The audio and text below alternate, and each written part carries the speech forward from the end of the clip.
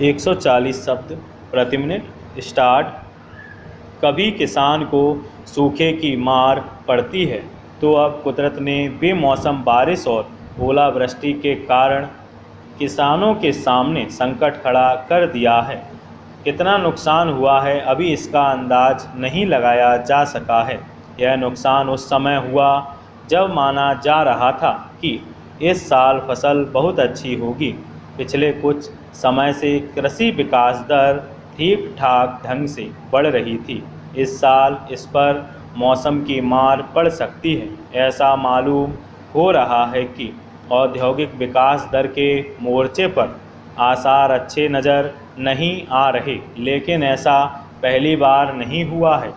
हर कुछ साल बाद कहीं ना कहीं ऐसा हो जाता है और ऐसे मौके पर किसानों को राहत देने का कोई स्थायी तरीका अभी तक विकसित नहीं किया जा सका है। राहत का एक तरीका फसल बीमा है, लेकिन इस पर सिर्फ चर्चा होती है। फसल बीमा को कभी बड़े पैमाने पर लागू नहीं किया जा सका।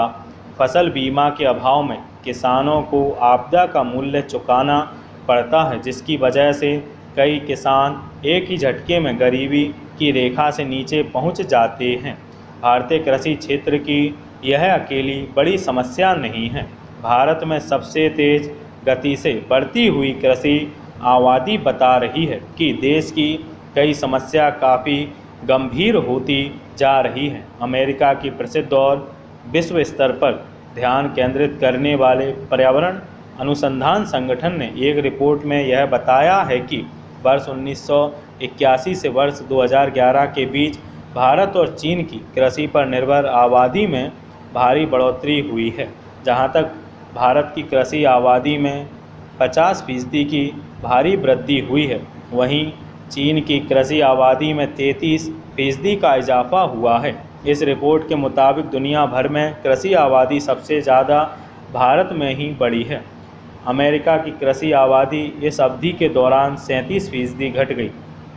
अमेरिका में बड़े पैमाने पर औद्योगिक होने से कृषि आबादी में खासी कमी संभव हो पाई है। विश्वव्यापी स्तर पर भी कृषि आबादी इस दौरान तकरीबन 12% घट गई है।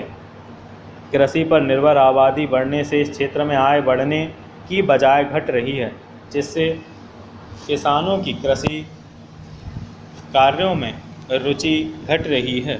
गांव में रोजगार के वैकल्पिक घरेलू उत्पाद में कृषि क्षेत्र की हिस्सेदारी कम होती जा रही है।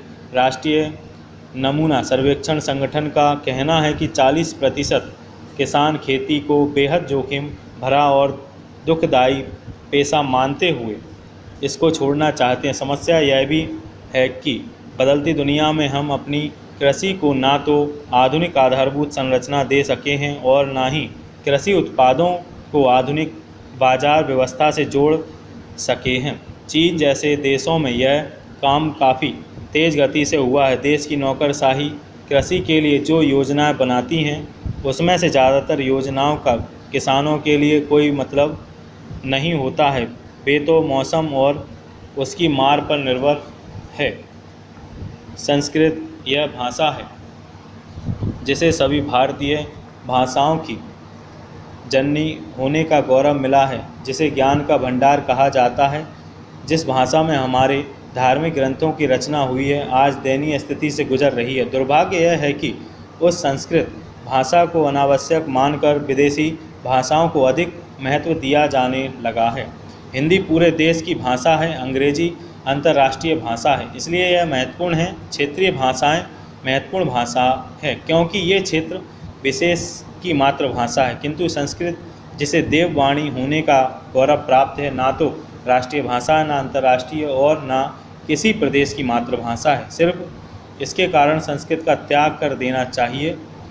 सम्राट अशोक ने जिस ब्राह्मी लिपि में अपने संदेश लिखवाए थे, वह आज लुप्त है। संभवतः कुछ ऐसा ही संस्कृत भाषा के साथ ना हो जाए।